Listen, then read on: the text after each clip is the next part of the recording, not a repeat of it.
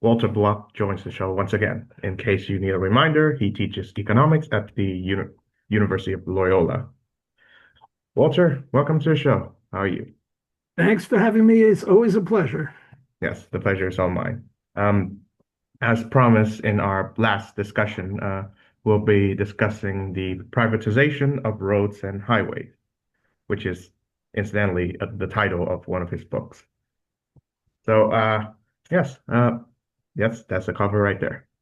I'm reading it right now, and it's a neat introduction into, well, the roads and highways of the United States and how to fix them, I suppose. Okay. First, I'd like to ask you, what was your initial interest in the matter? Well, I would say three. The most important is that 40,000 people die on the highways in the US. And in other countries, it's very proportional. I know in Canada, they have roughly 10% of our population, and they have roughly 10% of the deaths, 4,000 deaths per year. And this is horrible. I mean, 40,000 people, that's a lot of people. And several hundred thousand are in hospitals with serious injuries. And I mean, just to put this in perspective, what was it, 9/11? Only 3,000 people died. In Katrina, which hit New Orleans, I think only 1,900 people died, and that was a one-shot deal, happily. I mean, horribly, but happily only one time. But this is every year. It's not always 40,000. Sometimes it's 39,000, sometimes 41,000. But for the last 10, 15 years, it's hovered around there.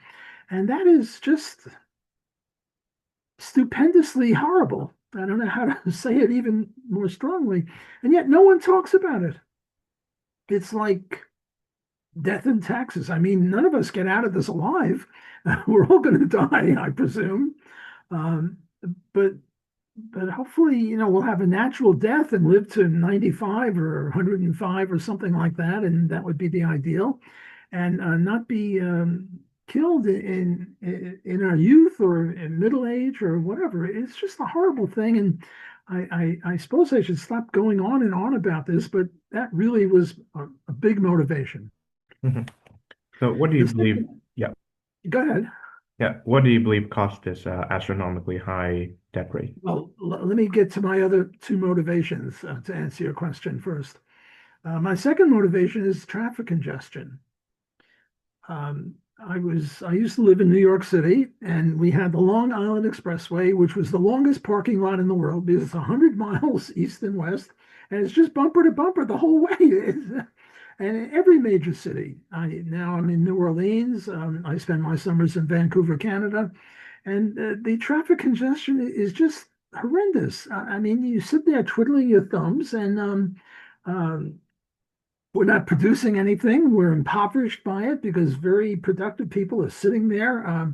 And my third motivation is to promote libertarianism.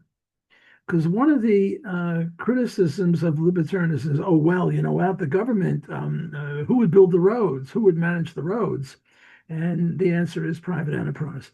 So those are my three main motivations: deaths, congestion, and to promote liberty or libertarianism. Okay, yeah. We shall discuss all three of these factors in the duration of this conversation. So, I return to my follow-up question. What do you believe caused this astronomically high death rate? Government ownership. Socialism.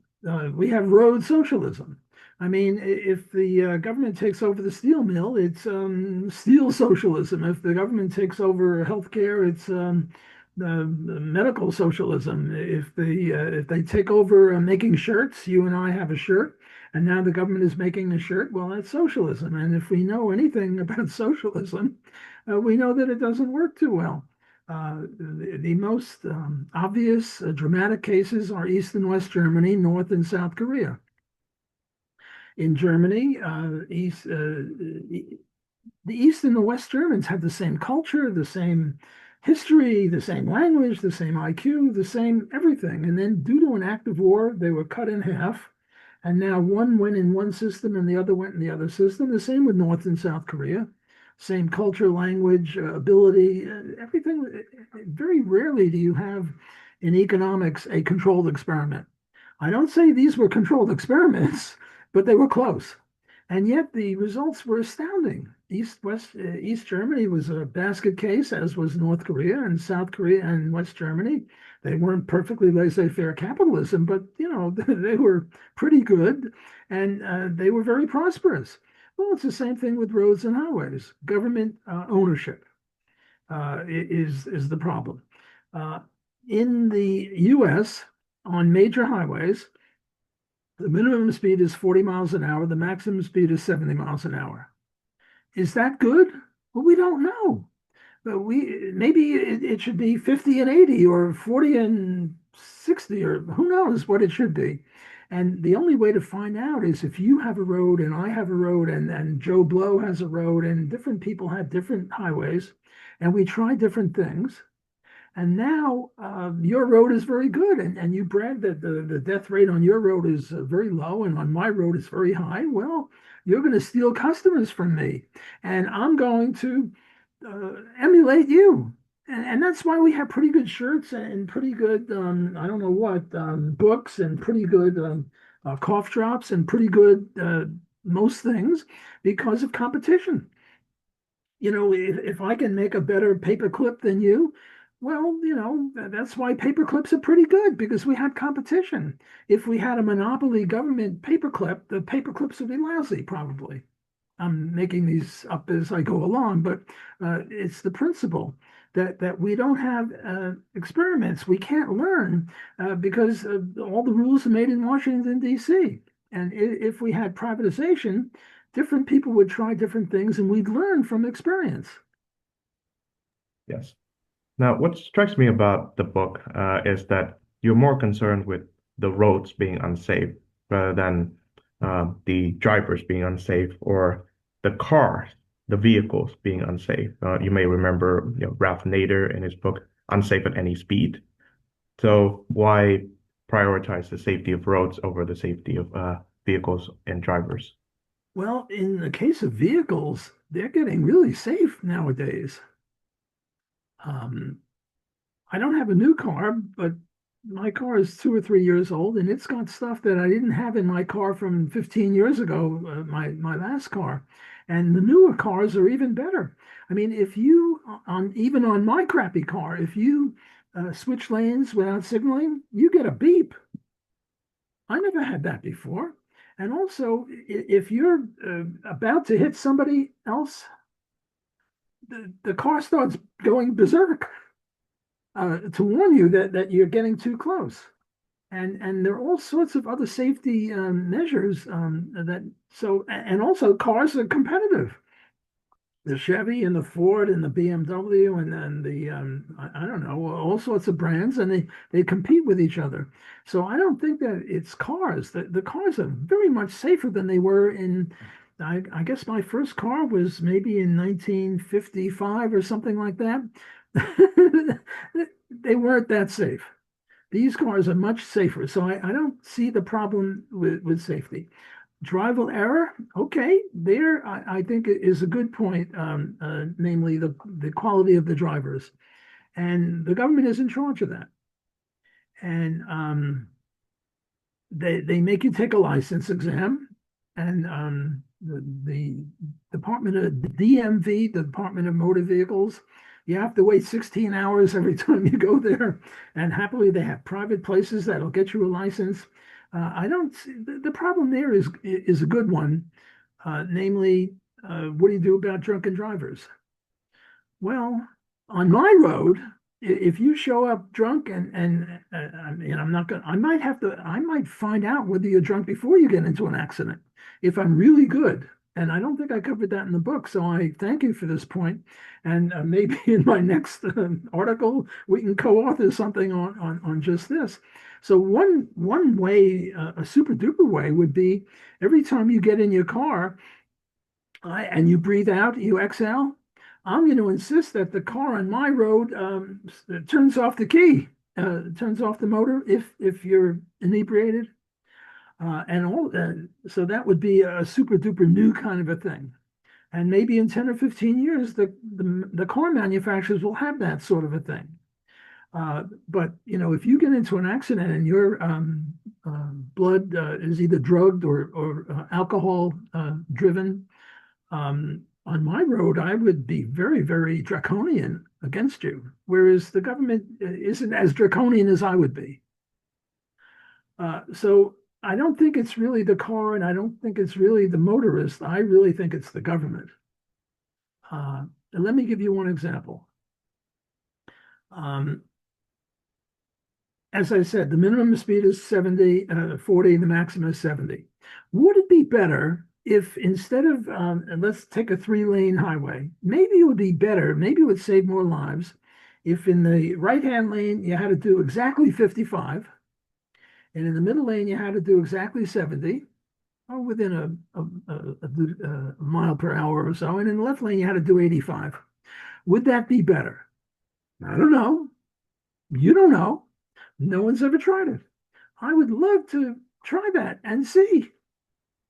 Um, a thing that really ticks me off now is they do say fast drivers stay to the left or slow drivers stay to the right. But if you're in the left lane and you're doing 70, people are going to be zipping around you because most people on a clear day, not rainy or sunny, they'll do 75, 78, 80 in the left lane. But you're doing 70 or even 65. It's legal. They're not going to give you a ticket. And then people have to switch lanes to get around you. Well, maybe lane switching is a problem. I think lane switching is a problem. I think if everyone stayed in their own lane, there'd be fewer deaths. No, I'm not a mechanic or a theoretician of highway safety, but I'm just a mere economist. And all I have is the idea of competition. And I'm speculating that lane changing is dangerous. Other things equal, the less lane changing, the better. So if everybody had to do the same speed in each lane, so you're in the middle lane and you're doing 70, and now you want to get off the highway and you have to go, you want to go to the right lane. Well, you have to do 55 there for the mile or the half mile until you get off. I think that would save lives. I don't know, but I think so. And one way to find out is, you do it this way, I do it that way, and then we learn. Okay. Well, you'll be somewhat happy to know that on this program, I invited David D. Friedman, the son of Milton. David Friedman, oh, Yeah, a buddy of mine. yes. Yeah, he was wonderful. And I asked him the same questions about Ralph Nader and the safety of cars, but I also mentioned the other aspect of the safety of vehicles. And this you may be familiar with, the Ford Pinto incident. Um, and I mentioned it to him because I thought that the case of the Pinto may somewhat justify government action in order to regulate the manufacturing of motor vehicles. So, what can we learn from the Pinto incident from a libertarian perspective? What we can learn is economics. Look, I'm an economist. I'm a pervert for the dismal science. That's all I think. Well, that's not all I think in terms of, but I do. Look, a BMW or a Rolls Royce is safer than I don't know, a small car, a Volkswagen, but it costs a lot more. And every so there's a continuum where you get cheapness and lack of safety and more expense and more safety. Look, if we all drove around in tanks, I'm talking military tanks, which are capable of doing, I don't know, 35 miles an hour, the death rate would plummet. If we all had Maseratis or, I don't know, Rolls Royces, the death penalty would decrease. If a small car like a Volkswagen has a head on with a Rolls Royce, you know which person is going to get hurt. But the problem is that, if we drove around in tanks, to take the most extreme example, well, we'd be safer, I'm not sure we'd be really, that this would produce more lives because a lot of GDP depends upon productivity. And if you're doing 35 miles an hour instead of 70, there's going to be less productivity and more people will die from other things because people aren't working. So I'm not sure about that. It's an empirical issue. Getting back to the Pinto people could have made their car a little bit safer, and it would have cost an extra, I don't know, 500 or whatever it would have cost. And they decided not to do it. Now, in retrospect, they were probably in error because if you hit one in the back, it bursts into flames, which is not cool. Very hot. I'm being silly here. So they might have made a mistake or not. I'm not sure. It's an empirical issue because had they done that, a lot of people wouldn't have had cars at all. They might have had motorcycles, and there might have been more deaths from that, or they might have been riding on a bicycle on a highway, and you'd have more deaths from that. So I'm not sure. It's an empirical issue, but possibly they made a mistake. And when you make a mistake in the free enterprise system, you automatically have a penalty. One of my favorite quotes is from Thomas Sowell, who said, "It's idiotic." I'm putting words in his mouth. It's idiotic to have a system, whereas if you screw up, you don't pay any penalty. Well, the government doesn't pay any penalty for those 40,000 deaths, whereas the Pinto manufacturer would. And if you make too many mistakes, you go broke and you have to do something else, and other people can do what you were doing, and the system is improving. Is the laissez-faire capitalism perfect? No, it's not perfect. There are human beings like you and I, and we're not perfect. So you can't expect perfection. Every once in a while, you get errors. And I think it was an error, but I'm not sure because, as I say, with that extra $500, it might have created deaths elsewhere. So, in terms of reducing fatalities, it's an empirical issue, and I haven't done the econometric research on that. I don't know that anyone has. So, that would be my answer to the Pinto objection to free enterprise. Uh, we make mistakes. Sue us. Well, I don't say sue us. I was being silly there unless there's fraud, but then fraud isn't part of the free enterprise system. So that would be my answer. How did David answer? I'll bet you we're similar in our answers on that. Yeah. He shares the same assumption, but he said that he would like to look closer into the Pinto case to, give a more detailed response. Okay, good. Right. So you mentioned congestion. Now this may be an interesting case for you to wrap your head around, but one of the reasons that roads can be congested is, one is due to the large volume of vehicles in the road at a given time, say rush hour. But it can also be because, protesters block the road by either just lying on the ground or holding placards and signs, either to protest climate change or say when the state of Israel does anything. Um, so protesters, for whatever cause they may have, are private actors, and they, in some ways, have a right to, voice their opinion on a given subject. So would a set of protesters be able to, say, negotiate with the road owner manager in order to stage their protests on a privately governed road at a given time? Well, it seems to me that these protesters are trespassers, and they have a right to protest till the cows come home on their own property with their own wealth. But on my road, well, maybe I would, on my road, maybe I would allow protesters. It really depends. And maybe on your road, you wouldn't allow it. So it's up to the road owner. I can conceive of cases where the road owner might not allow protesters to stop traffic, but on the overhead bridge above, they would allow them to hang signs or whatever, and maybe charge them for that privilege of occupying their territory. I'm assuming they not only own the road, but they own the overpass. This reminds me of something else. Uh, what are those races? Chicken races. A chicken race is one car comes here and one comes there, and if they hit, they both die. But one of them veers off the road. Would we allow chicken races on? And I could see a chicken race Um, if I own a highway, which was 3 lanes this way and 3 lanes that way, what I might do from 2 to 4 in the morning is close off this road. And in this road, you can go north and south. And in the middle lane, we shut it off. So between 2 and 4 in the morning, there's not much going on. But on this side, we can have a chicken race, or we could have any a drag race or whatever.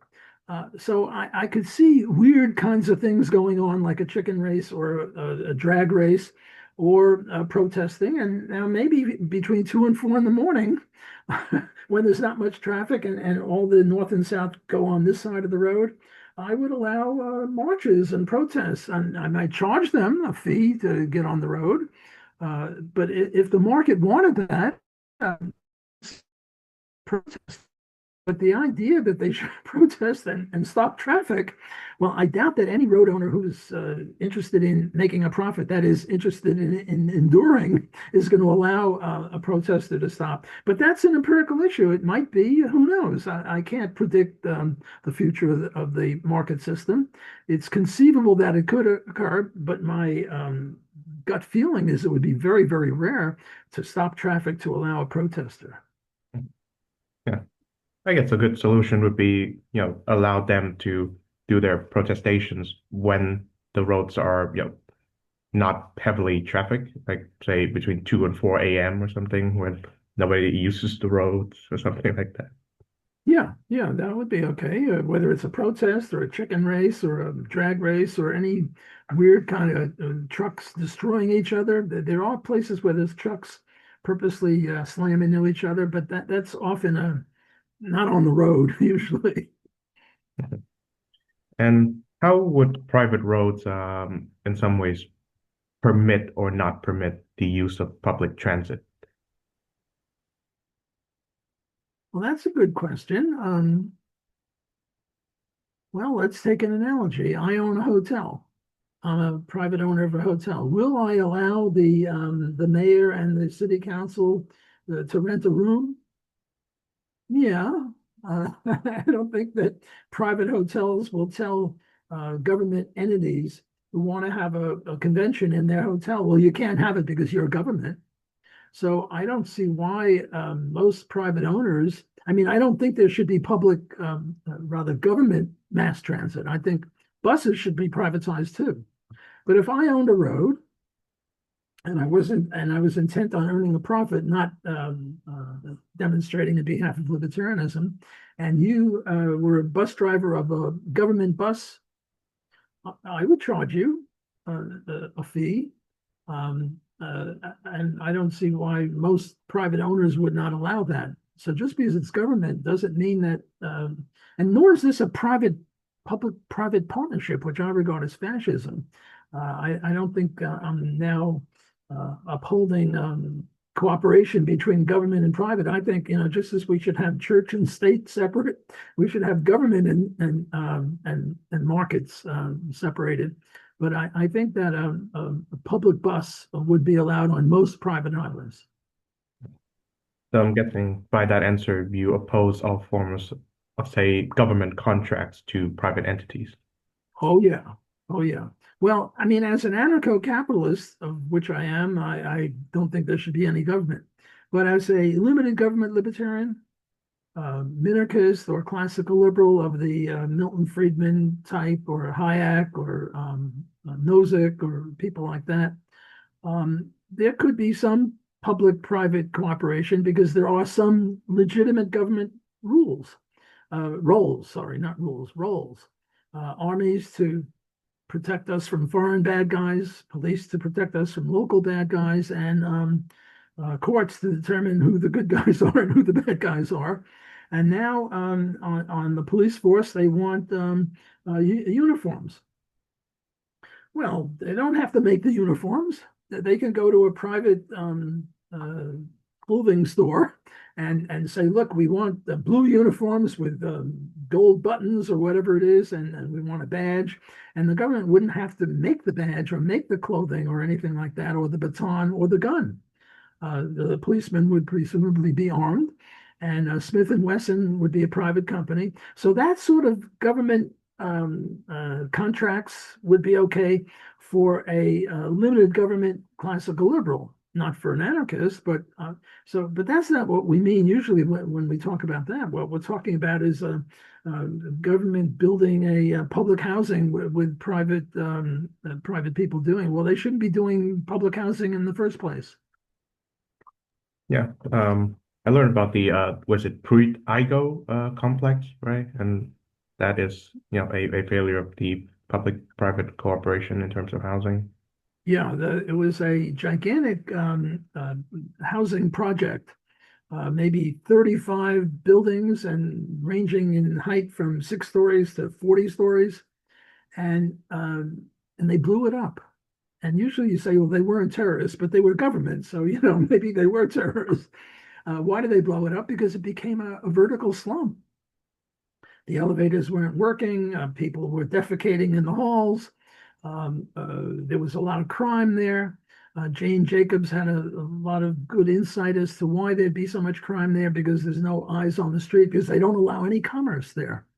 And in the tenements which they replaced, there was always eyes on the street because something going on, people walking around, and the gossips would have to look outside, and criminals are shy kinds of people. They don't like to have eyes on them.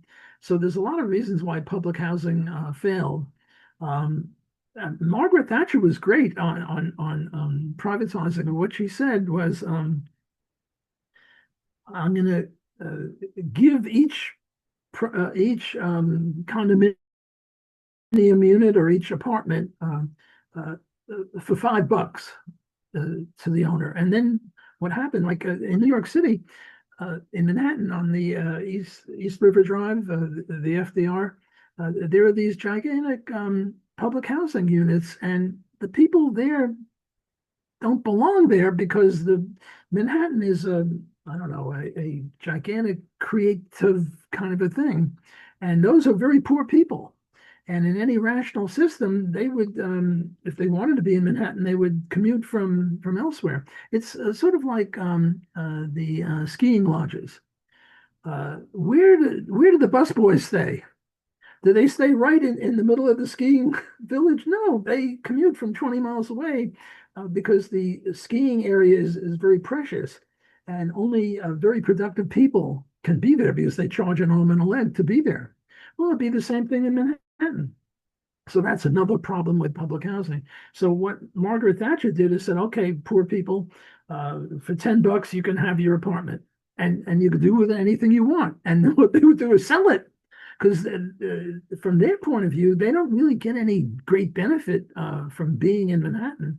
Whereas if they could sell their apartment for $500,000 and then go live in Brooklyn or Queens or somewhere else in New Jersey, they would be happy to do it. So it's sort of a win-win situation, a very nice way to privatize it. Yeah. I believe you mentioned the Long Island Expressway few moments ago, and I'm somewhat reminded of Robert Moses and that book, The Power Broker, which is a masterwork. What I find is that that this one man can have such a power had he know the right people in government and had he used the government in a proper fashion. And yeah, since you mentioned Jane Jacobs, yeah, she's brilliant too. Not a free market economist in any sense, but she knew how cities work. So yeah, tell me, to what extent can the roads in New York be better managed? Well, they actually did it. They engaged in peak load pricing. I was talking about skiing lodges. During the winter, those skiing lodges charge a lot, but during the summer, they have beautiful mountains and they have these chairlifts, and people come there. They don't charge as much. And peak load pricing also occurs in restaurants. They usually charge more for dinner than for lunch, even though it costs them just as much. And movie theaters, they'll charge more for a Friday night or a Saturday night movie than a matinee on Tuesday afternoon because people want to come Friday and Saturday night, date night, whatever. So we have peak load pricing all throughout. And what New York City did, happily, I mean, it'd be better if they privatized all the roads and then the peak load pricing would have occurred privately. But what they did is they said, look, you want to come into Manhattan between 7:30 in the morning and 7 at night. I forget the hours, but during rush hour, which is pretty much the whole day. You got to pay an extra 10 or 12 bucks or something like that. And then you'll never guess what happened. Instead of bumper to bumper traffic, the traffic moved.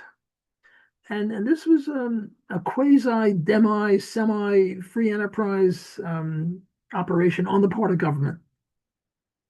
Donald Trump, unhappily, uh, opposed this and tried to penalize them for doing it.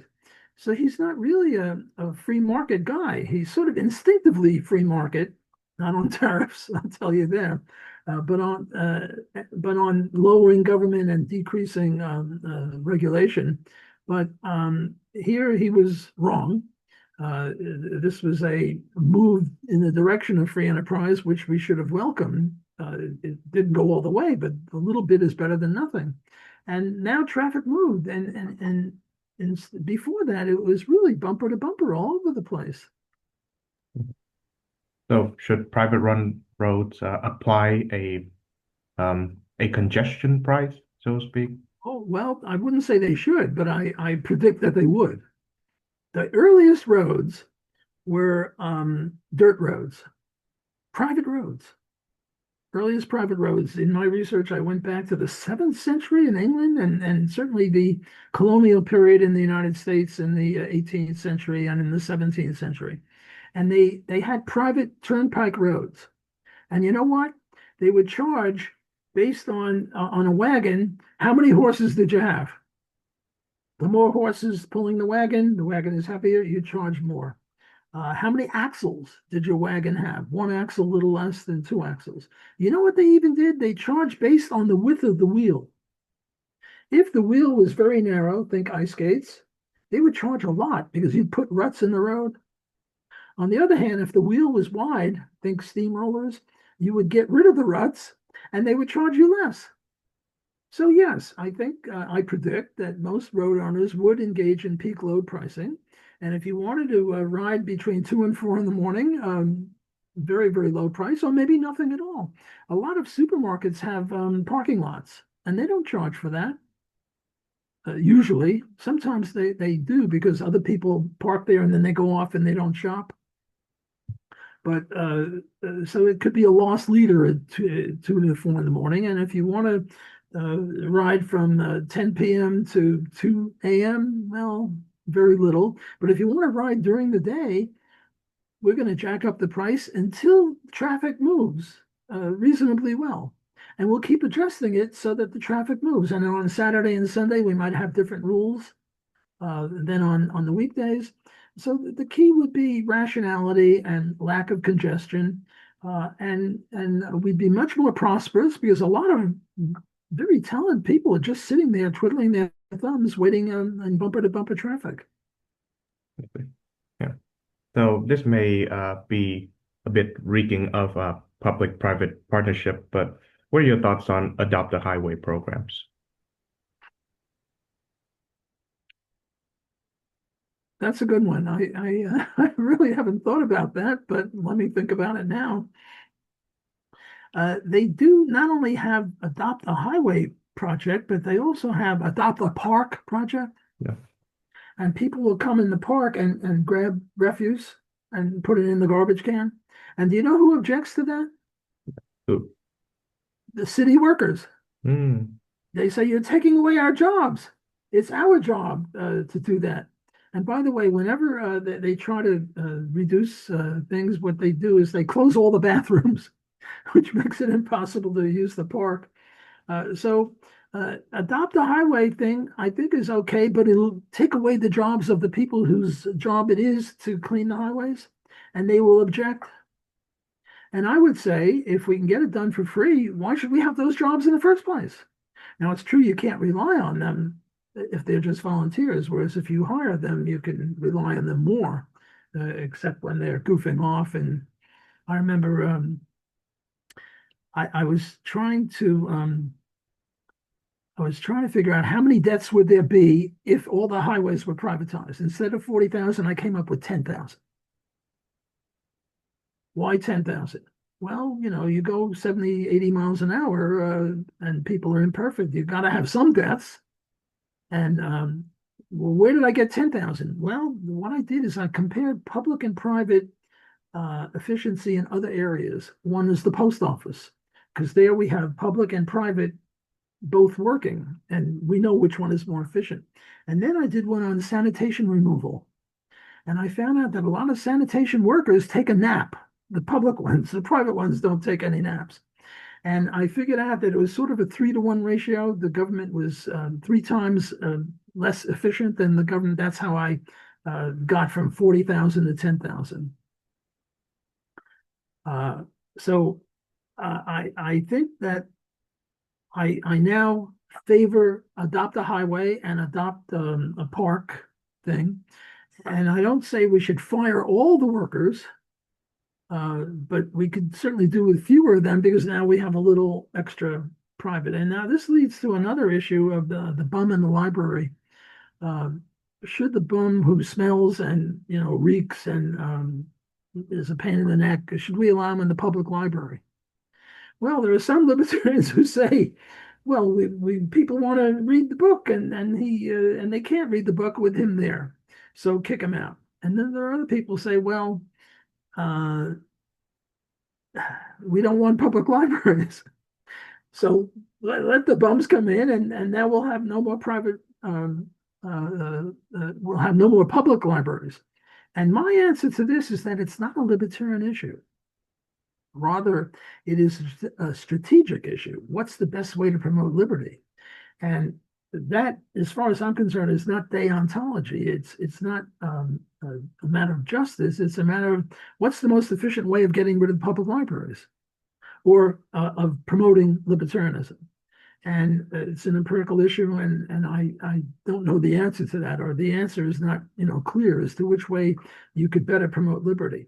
All I know is we should promote liberty in the best way, but I don't know whether it's good to do the bum in the library or the adopt a highway thing or what. Okay, right. So I'm somewhat reminded of that movie Falling Down with Michael Douglas. It's one of my favorite movies and the best movie that he's done, I think. So there's a scene where he comes across a roadworks construction site and he goes on this really, you would like this really libertarian rant about how the government would use these projects, these public works projects, in order to inflate their budget, in order to uh, ask, the federal government, so to speak, to grant them more of a budget next year. Um, so this is where I am most sympathetic to the privatization of roads and highways argument, in that the roads that are publicly managed are always either in a state of disrepair or constantly host sites of roadworks which impede traffic. So, how would you remedy both of these issues? Well, look, roads wear out. Even private roads wear out. Uh, that's just the nature of things. Oh, by the way, I would charge a lot more for those heavy trucks, Yeah, because the 18-wheelers, yeah, because they weigh a ton, yeah, several tons, several. many tons, and they wear out the road more. And by the way, the reason we have so many 18-wheelers is because the union screwed up railways. Those 18, I mean, a railroad, a train, a commercial train will have 50 or 100 cars. Well, that's 50 or 100 people, assuming that the 18-wheelers roughly pull roughly a box car each. So if we didn't have unions screwing up the trains, we'd have many fewer of them there in the first place. But given that they're there, they should pay a lot more for highway use mileage than a small car. I don't know if it pays to distinguish between a light car and a heavy car. I'm not sure about that as a prediction, but certainly those big heavy trucks would pay more. Okay, look, things wear out. A private enterprise wears out. A hotel, a house, everything wears out. And now the question is, are they going to do this construction between 2 and 4 in the morning, or are they going to stop traffic during rush hour? And on my highway, you know when the construction is going to be, and on the government highway, they don't give a good goddamn, so they screw up traffic. So everything wears out, public or private, and private, probably the private would be better installed in the first place, which is another issue. So I think that again, private enterprise would do better than government road management because they would look at the bottom dollar. And everyone says, "Oh, that's greed." No, but the greed, the only way you get assuage your greed, the only way you make money is by satisfying customers. And so that again, that would help the consumer. Mhm. Yes. There's the English expression, right? My way or the highway, but under your preferred system, well, your way is the highway. That's a good one. Okay. So since you mentioned railroads, the I think the common slippery slope argument that someone who may oppose to your proposed plan would be, well, why stop at highways? Why stop at roads? Why not privatize the railroads too? Why not privatize the seaways for shipping purposes? Why not privatize the air for air travel? And of course, because Elon Musk, why not privatize space? Something like that. Hold on one second. Don't go away. Okay, I'll pause the video. Two other, I have two other books, and maybe we could do a session on each. Here's the one where we should privatize space capitalism. Here's the Okay. one where we should privatize rivers, lakes, oceans, but not air, because air is a what do you call it? It's not an economic good. On Mars or on the moon, when we have colonies there, then air will be a scarce good. Look, I do competitive race walking, and at the end of the race, you know what I'm doing? Yeah. I'm going like this. Yeah. And nobody comes up to me and say, "Hey, stop breathing so heavily. You're using up all the air. You're a pig." No one did that. Why? Because air is not an economic good. It's not scarce on Earth, happily now. On Mars and on the moon, you're going to buy and sell oxygen. Fair enough. Uh, as far as water is concerned, well, I don't want to get into it too much. I'm hoping we can have an entire session on each of Yep. them, Yep. but on water, um, people in what do they do? An acre foot of water in California. I should call it California. An acre foot is an acre wide and a foot deep, several millions of gallons. They'll charge farmers like $5. And then they have rice growing, which needs a lot of water in the desert, which is crazy. Whereas for consumers, they charge much more. So water is just a big mess, and we're running out of fish and whales because we don't have privatization. We have the tragedy of the commons. But let's not get off on here on space and water. I want to stick more to roads. I wanted to say that in the first half of the book, that is the roads book, what I do is I try to come up with all sorts of ways of saving lives. Another one would be on my road. If there's a death, God forbid, I'm going to have, and nowadays they do, they'll have a cross or a Jewish star or a Muslim indication, but it's this big. On my road, it's going to be 100 feet high to show that this is a dangerous area. And I'll have a sign, be careful around this curve or something, but so those are other ways of saving lives. But the second half of the book is I deal with all sorts of objections. For example, one objection is, well, you come out of your house on my private road, and I say, oh, that'll be $1 million. And then I've got you trapped because your house is on my road. And the answer to that is, what's the answer? Oh, yeah, the answer to that is I want people on my road. And you're not going to put your house on my road until you contractually obligate me not to do that. So we would have a contract that I'll never charge you any more than anyone else or something, or that if I raise the price, I'll only raise it on the basis of inflation or something like that. So that objection, namely, I'll trap you, is wrong. Another one that I do is, what is it? Eminent domain. Do we need eminent domain? And eminent domain. I now want to build a road. I'm in New Orleans and you're in Boston. And how far is it from New Orleans to Boston? Oh, I don't know, 1,000 miles, give or take. How many people own land between New Orleans and Boston? I don't know, 100,000, a million, 10 million, I don't know, a lot of people. So I want to build the road as the crow flies because, that's the most efficient. And my favorite character on this is Cartman of South Park. Yeah. He's a great cartoon. And his motto is screw you guys, screw you guys, screw you guys. Mhm. And what Cartman says, you want to build a road through my land? Sure, that'll be $1 trillion. Or, sorry, you can't.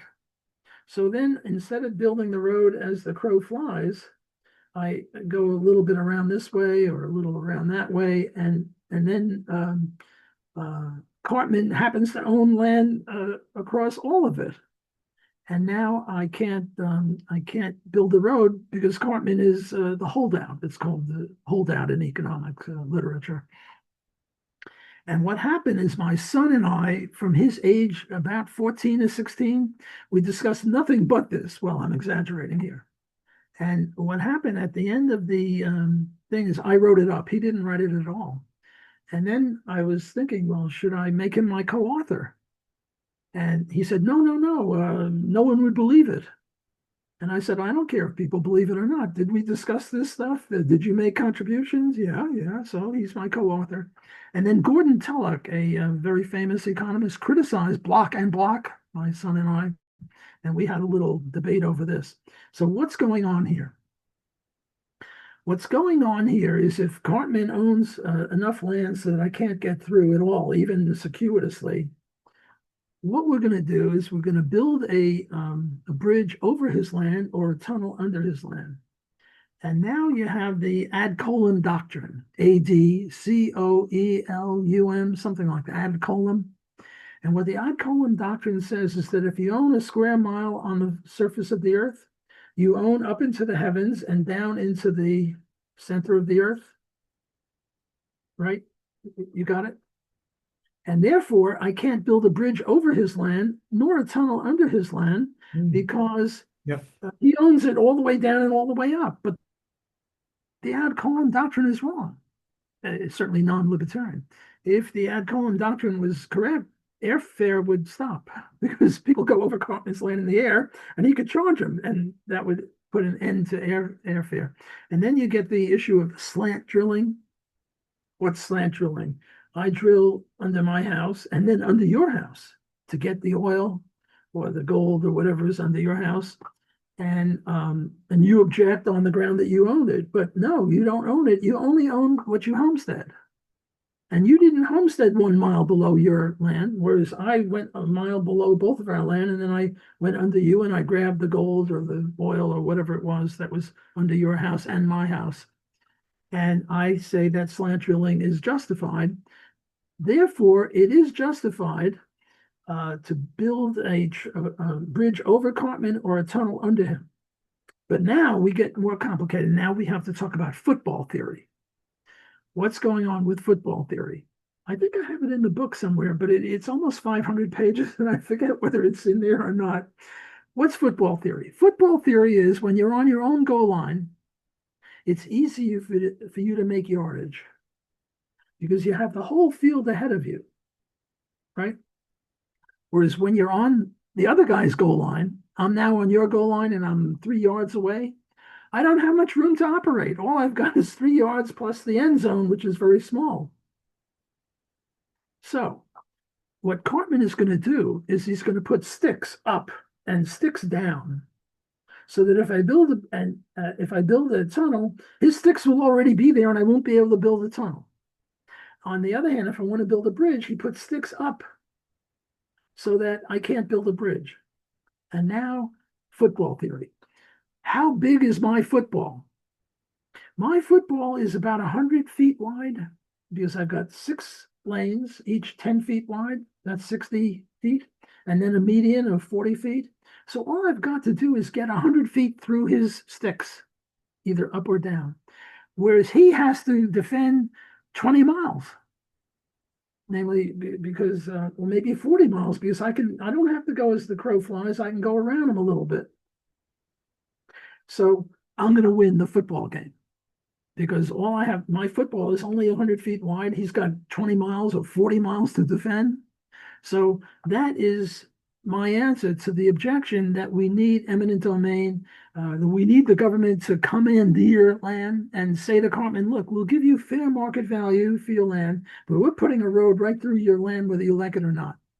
Well, that's a violation of private property rights. So that would be my answer to that objection. And those are the two main objections, the eminent domain and I'll trap you in your house. Okay. Yeah, I know that Richard Epstein, not to be confused with the other guy, Epstein, wrote a book called Takings, which is the primary source for what to think of when eminent domain is discussed. And I believe then Senator Joe Biden gave it free advertising, I think, in a Clarence Thomas hearing, I believe. Yeah, that's a good book. We're not all fans of Epstein. Yes. Right. Yeah. By the way, I did have a debate with Richard Epstein, Oh, not yeah. Jeffrey Epstein. I never was anywhere near his island, but with Richard Epstein, who was an eminent libertarian. Yeah. I think he was a professor at Chicago then. Now he's at NYU. But when he was at Chicago, he and I had a debate over this very issue.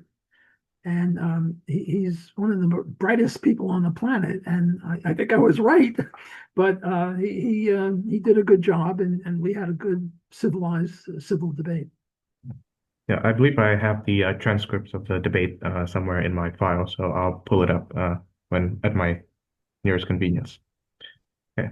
I'd like to finally tackle on this issue a a potential concern regarding privatized roads is that, well, when you have two roads or more being owned by two different entities, when they intersect with each other, then who owns the part where they intersect?